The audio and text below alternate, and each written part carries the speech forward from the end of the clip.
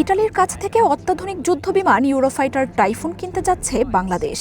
মঙ্গলবার দেশটির প্রতিরক্ষা সরঞ্জাম নির্মাতা প্রতিষ্ঠান লিওনার্দো এসপিএর সঙ্গে প্রাথমিক একটি আগ্রহপত্র স্বাক্ষর করেছে বাংলাদেশ বিমান বাহিনী। ঢাকায় বিমান বাহিনীর সদর দপ্তরে এক অনুষ্ঠানে ক্রয় বিক্রয় সংক্রান্ত প্রাথমিক ওই চুক্তি সই হয়। সম্মুখ সারির যুদ্ধের অত্যাধুনিক মাল্টিরোল কমব্যাট এয়ারক্রাফট হিসেবে কেনা হচ্ছে এই যুদ্ধবিমান। আধুনিক মাল্টিরোল কমব্যাট এয়ারক্রাফট হিসেবে টাইফুন যুক্ত হলে আকাশ প্রতিরক্ষায় আসবে নতুন শক্তি। ইউরোফাইটার টাইফুন ডাবল ইঞ্জিনের যুদ্ধবিমান, সর্বোচ্চ ৫৫,০০০ ফুট উচ্চতায় উঠতে সক্ষম। একই সঙ্গে এয়ার টু এয়ার এবং এয়ার টু সারফেস সক্ষমতা রয়েছে এই ফাইটার জেটের। Britain, Germany, Italy, Spain, Austria, Saudi Arab সহ আরও বেশ কিছু দেশ নিজেদের প্রতিরক্ষায় এই যুদ্ধবিমান ব্যবহার করে। প্রতিপক্ষের বিরুদ্ধে লড়াইয়ে সেন্সরের সক্ষমতা, গতিবেগ ও ডগ ফাইটের জন্য সুনাম রয়েছে এর।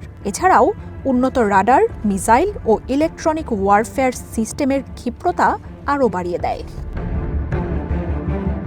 বাজারের সবচেয়ে নির্ভরযোগ্য ইঞ্জিনগুলোর মধ্যে অন্যতম EJ-200 টার্বোফ্যান ইঞ্জিন ব্যবহার করা হচ্ছে এতে। গাইডেড বোমা, সুনির্দিষ্ট লক্ষ্যে হামলা এবং রিয়েল টাইম ব্যাটেলফিল্ড ডেটা প্রক্রিয়াকরণ সব মিলিয়ে আধুনিক যুদ্ধক্ষেত্রে এটি ভয়ঙ্কর। যুদ্ধ ছাড়াও তথ্য সংগ্রহ এবং নজরদারির কাজও করতে পারে এই ফাইটার জেট। প্রতিপক্ষের রাডারে এর শনাক্ত হওয়ার সম্ভাবনাও কম। সাবসনিক গতিতে উচ্চমানের ম্যানুভারিং এবং সুপারসনিক গতিতে কার্যকর যুদ্ধ ক্ষমতার প্রদর্শনীও দেখা যায় এতে। এছাড়াও টাইফুন বিপুল সংখ্যক এয়ার টু এয়ার এবং এয়ার টু সারফেস অস্ত্র বহন করতে পারে, যার মধ্যে মিটিওর, আমরাম, আইরিশ-টি, স্টর্ম শ্যাডো অন্যতম। ইউরোফাইটার টাইফুন মূলত চতুর্থ প্রজন্মের যুদ্ধবিমান হলেও এর প্রযুক্তি আরও আধুনিক ও উন্নত। ফ্রান্সের রাফাল, আমেরিকার F-18-এর সঙ্গে পাল্লা দিতে সক্ষম এই ফাইটার।